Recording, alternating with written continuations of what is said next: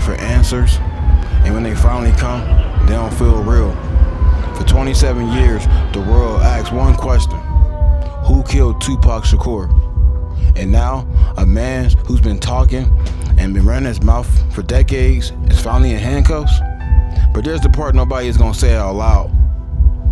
Was this justice, or just a story that needed to be closed?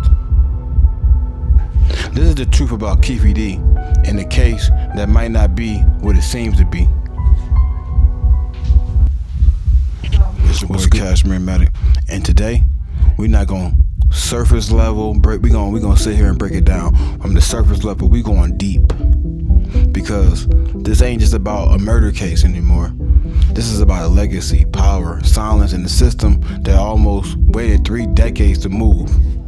We talking about Duane Keefe D. Davis, the only person ever charged in the killing of Tupac Shakur. And what I'm about to say to y'all right now might change how you look at this whole situation. September 7th, 1996, Las Vegas, Nevada. Every high tension higher. All the tensions is higher. Pac just left the MGM Grand after the Mike Tyson fight, but earlier that night, something happened. Pac and the members of the Death Row entourage ran into a man named Orlando Anderson. And it wasn't just words, it turned physical. Cameras caught angles of it. Punches thrown, stomps, chaos, and right there, whether people want to admit it or not, that moment set everything in motion, bro. Hours later, a whack caddy pulled up, shots fired, Pac hit multiple times, and just like that, hip-hop changed forever in the faces of our eyes. A legend. We get shot down. Who is Keefe D? Let's talk about Keefe D. Not just who he is, but why he matters. Duane Keefe D. Davis, known in the street as Keefe D, a known affiliate of Southside Compton Crips. But more importantly, he's been talking for years, bro. Interviews, documentaries, books. He basically told the world what happened. And then he said he was in the car. He said Orlando Anderson was his nephew. He said they're shooting with retaliation. Let that sink in. Drake was in the car. We got Bubble Up. We got all these people in the car. Let that sink in. For decades, the man was out here telling pieces of the story, and nobody arrested him for it. Nobody. Why now? Right? So here's the real question. Why now? Why in 2023? Why after all them years, law enforcement says, oh yeah, man, they finally got enough evidence, But let's be real for a second. He confessed multiple times.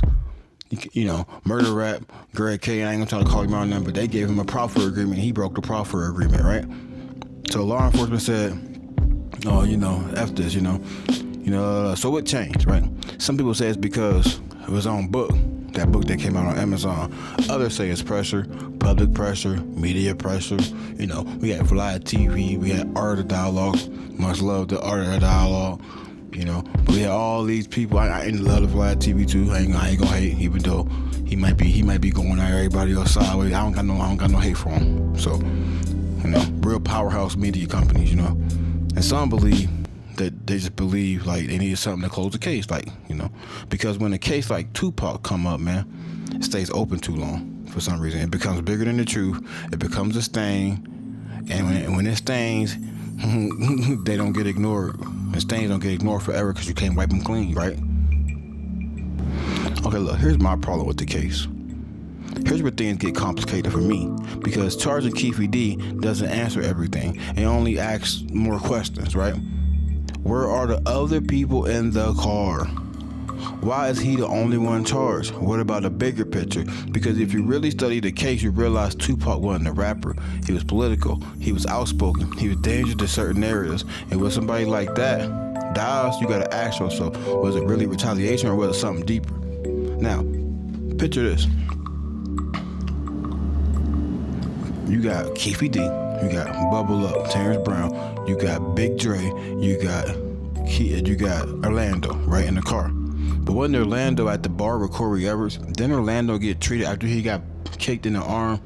Then he has not CRP, but then he have carpal tunnel from his surgery, from his arm messing up. Yeah, it's a lot of things y'all don't want to talk about, right? And the gun, when he shot the gun, how can he shoot it from going around from somebody? You can't do that without putting residue and powder and just stuff like that all over the other person. That's not possible. It's not possible. Ain't no possible way. You feel me? There ain't no possible way. You know what I mean? Ain't no possible way, man. Let's talk about Tupac's legacy then, so we can just, you know, Tupac legacy. Nobody never wanted, like, they never needed closure to live on, but the people, we wanted answers, man. And now we got one. It still don't feel complete though. I'm gonna dive into this case. We gonna bust this wide open for real. We gonna do what we gotta do. I know the trial coming up, and I ain't gonna try to get in the way, but we gonna try to dive into it more. If y'all want more content, we gonna keep driving and going hard for real. Because the truth don't have holes, bro, you know? And the story, they still got a lot of them out there. It's too many. Like, Foxy Brown was there, Big Meech, they said was there, was there, Blase, Kevin Gaines was there, Perez was there, David Mack, blah, blah, blah, blah. It's a whole bunch of crazy things. Whole bunch. I ain't even gonna say certain people's name right now because I don't want to start, you know, them people, it don't matter about Kevin Gaines, he gone. It don't matter about him, he's gone. Orlando gone. DeAndre Smith, he's dead. The dude Terrence Brown, he got killed in that dispensary. Like, damn, so who the only witness? Ain't no living witness besides Keefe D. And the only person that you can give you like a corroborated story is Corey Edwards. He's alive. He wasn't in the car, but he damn near should have been in the car. On how he be like, you know, helping Orlando, which I ain't got no problem with that. That's her boy. You know what I'm saying? My boy, I'm looking for my boy if he my boy. But it's wild and bananas, man. Bananas. Like, real talk, what y'all think, man? Is Keefe D really the missing piece, or just the final name in the story? That's way bigger than one man, right? Drop your thoughts in the comments, because this conversation needs closure. It ain't over, and it might not never be. You know, this is your boy Kashmir Mattick, man, and this is more than a story. This was history. Like, comment, subscribe, share if y'all want part 2. We gonna keep diving. Let's do a whole story. Let's do a whole series of it. I'm gonna start saying stuff about stuff that I think I know correct. You know, I don't hit you with make believe stories. It's just straight facts. What you learn from this video? I mean, nothing. It was just trying to paint the surface so we could paint a picture.